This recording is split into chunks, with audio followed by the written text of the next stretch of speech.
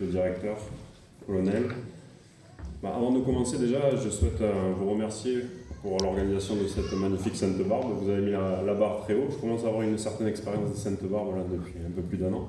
Et elle a été vraiment très réussie, donc toutes mes félicitations pour celle-ci. Toutes mes félicitations également au lieutenant Pinson. Tous mes encouragements aussi pour vos futures actions en tant que chef de centre. Vous pourrez compter sur moi à vos côtés, évidemment, pour vous aider. Et un grand merci, évidemment, au lieutenant spécial qui a rempli sa tâche avec toute la rigueur qu'on lui connaît. Et encore merci donc pour cette transition qui s'est parfaitement opérée. Alors j'ai bien entendu les 2 vœux, enfin 3 disons, puisqu'un est déjà réalisé. Heureusement pour vous, je ne suis pas un génie sorti d'une lampe, et vous en aurez peut-être plus que 3.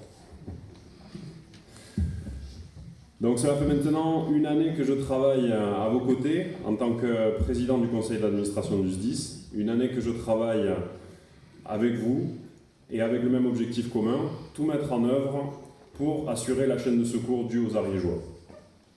Lors de mes nombreuses visites dans nos 21 centres de secours, dont celui-ci, j'ai pu me rendre compte de toute l'énergie que vous mettez au quotidien et surtout de toute votre envie.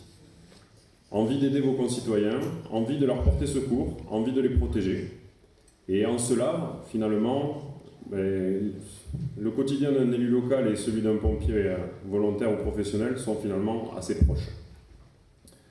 Si les importants feux de forêt tant redoutés l'année dernière nous ont été épargnés, nous avons tout de même vécu une année 2023 particulièrement intense et exceptionnelle de plusieurs points de vue. En effet, 2023 restera une année de recrutement massif pour notre SDIS, avec 16 nouveaux agents en 12 mois. Et ce, dans quasiment tous les services.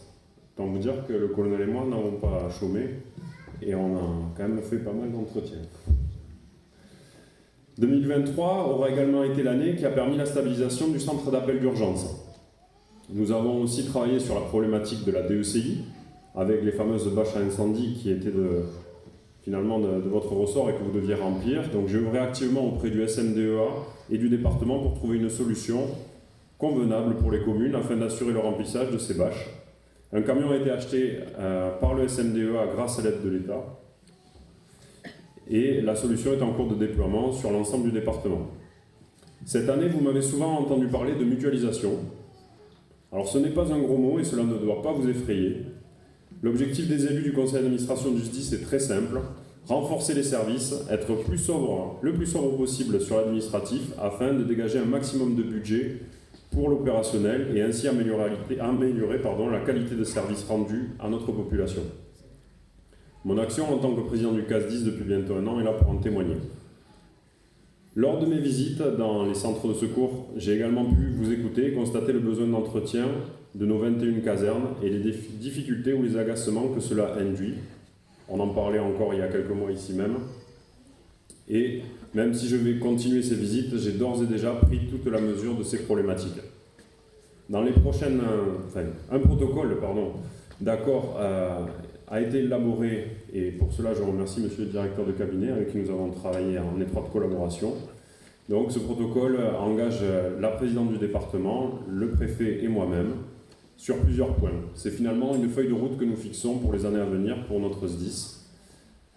Un de ces points est le maintien des équilibres sur l'organisation administrative et financière du SDIS avec un nouvel organigramme qui prendra en compte la loi Matras avec le retrait de la fonction de directeur des affaires financières au sein du SDIS.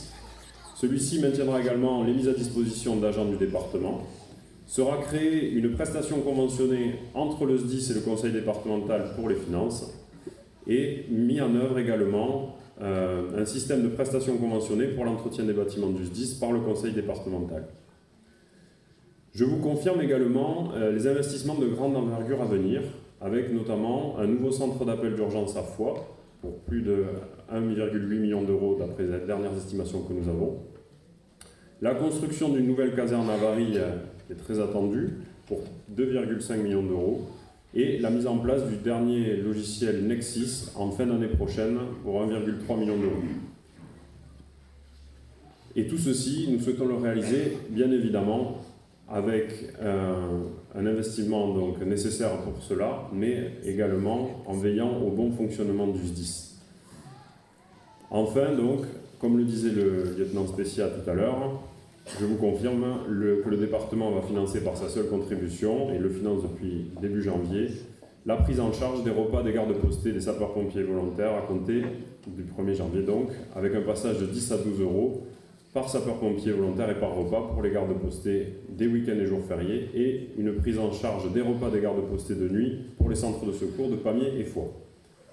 Comme vous l'aurez compris, 2024 et les années suivantes, pour ces années-là, nous avons de nombreux projets extrêmement porteurs pour notre SDIS et pour notre département. Et toujours dans le but d'améliorer la réactivité opérationnelle de nos équipes et d'améliorer votre cadre de travail et de vie au sein de nos casernes. Avant de conclure, je tiens une nouvelle fois à vous remercier très sincèrement pour votre abnégation, votre engagement et votre temps mis au service de nos concitoyens. Je vous remercie, vous pompiers professionnels et volontaires, jeunes sapeurs-pompiers, de plus en plus nombreux à nous rejoindre, ainsi que tous les agents des services administratifs et techniques du SDIS qui œuvrent dans l'ombre pour faciliter votre travail au quotidien et vous permettre de répondre aux besoins de secours des Ariégeoises et des Ariégeois. Je vous redis que je resterai à votre écoute et que je continuerai à travailler à vos côtés dans la co-construction, main dans la main, avec toutes celles et tous ceux qui seront prêts à travailler de façon constructive, loin des polémiques stériles. Je vous souhaite une très bonne Sainte-Barbe et une bonne fin de journée. Merci.